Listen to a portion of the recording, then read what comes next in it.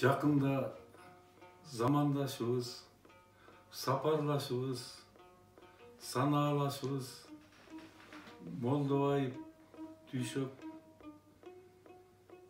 айыққыз дартқа қабылып, мезгілсіз дүйнөдөн қайтып, аққа мойын сунду.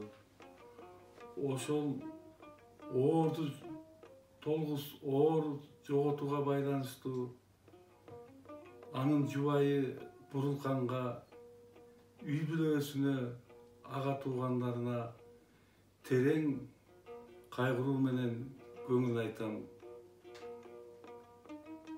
Белиңерди бекем буугула, кайрат кылгыла. Дүйшөк менен классташ болдук. Туугандык жайыбыз да бар эле. Чогуу өсүп, чогуу чоңойдук. Көп жылдар бою теңтиш болуп, катар басып, катар жүрдүк.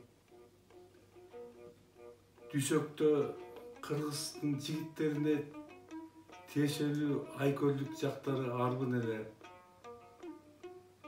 Намыскөй болчу, тууганчыл болчу, шар эле, кол ачык болчу. Колунда барын чачып ийер эле.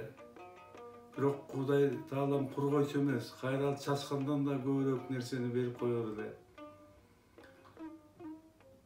Накта кыргызга тиешелүү ала бармандыгы бар эле.